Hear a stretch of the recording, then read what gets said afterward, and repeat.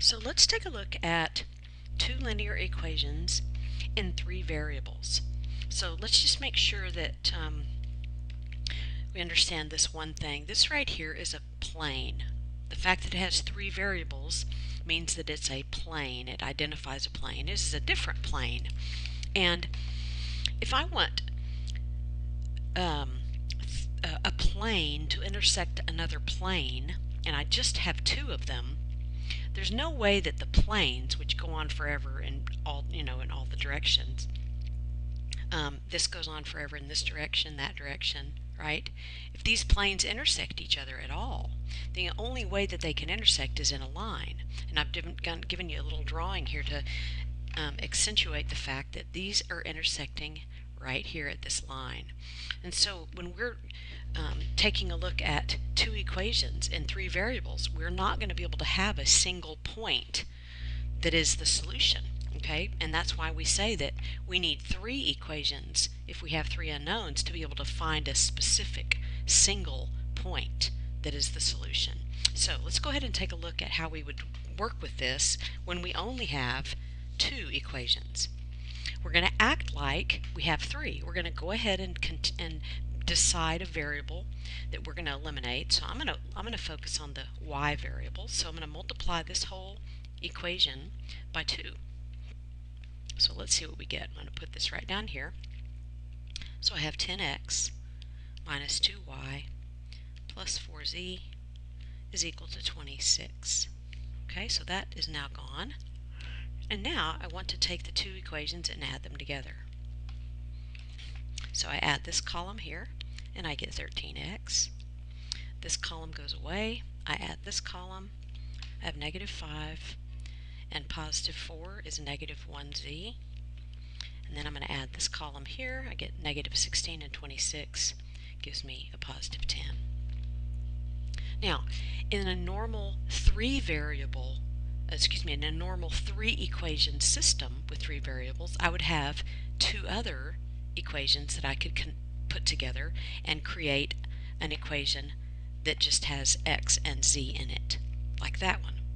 But since I don't, the only thing I can work with is this equation right here.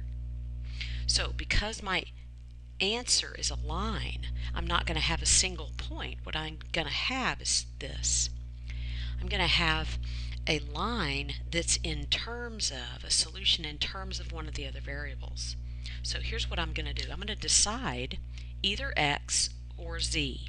Decide which variable that I'd like to actually write, okay, and everything else in terms of, pardon the bad grammar. So we need to pick a variable for which all the others will be written, in which all the others will be written. And so I'm going to go ahead and solve. I'm picking x, and so if I pick x, then that means that I'm going to now need to solve for z. So I'm going to take I'm going to take this, there we go, and I'm going to subtract 13x from both sides, and I get negative z is negative 13x plus 10. I divide by negative 1, and I get z is 13x minus 10. So what am I going to do? I'm going to leave a spot for y, and I'm going to put in 13x minus 10 for the z. Okay, so far everything is in terms of x. So you may be asking, so how then am I going to get the y, okay, in terms of x? So I'm going to go back to my first equation up here, and I'm going to put in what z was. So I'm going to go minus 5, and then z was 13x minus 10. And I'm going to see what that gives me in terms of x. So let's see what we get. Alright, I'm putting it back into the top one. You could actually pick either one, but I'm putting it into the top one. So we have 3x plus 2y minus 65x plus 50 is equal to negative 16. When I combine like terms, I get this, negative 62x, put that, plus 2y, pardon me, plus 2y is equal to negative 66. Alright, so all I've done there is subtracted 50, and I've combined these two on the left side, and that's how I've gotten that. Okay, so let's see. I'm now going to go ahead and do what I wanted to do originally, and that is get it in terms of x, meaning get y alone. So I'm going to go plus 62x plus 62x, 62x. So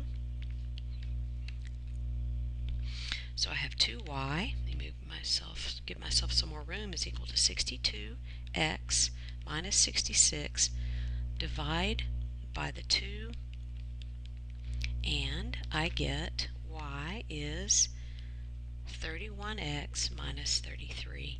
And that is what I'm going to put up here. That's what I'm going to put up here, 31x minus 33. Well, I'm going to write that a little more nicely here. There we go. So there's my x, this is my y, and there's my z. Now you say, but how do I know that that really is the correct, those are the correct expressions for the y and the z? So let's do this. Let's go ahead, first of all, let me go ahead and finish writing the problem. This says, these are the relationships such that x is any real, let me go ahead and give myself a little more room, number. Okay, and that's my solution right there. There's my solution. Okay, so let's just take this literally, right? It says that x is any real number, so let's pick an x. So I'm going to pick x is 1. Let's make it simple, right? So my ordered triplet, it's not an ordered pair, it's an ordered triplet. That goes there, that x is going to be 1. I'm going to place a 1 right in that spot right there to find out what the y is going to be. So I have 31 times 1 minus 33 is going to be a negative 2. And now I'm going to put a 1 in for that because I picked x is 1. It says any real number, so I pick a number. Okay, so then there's that 13 times 1 is 13 minus 10. What is that? 3.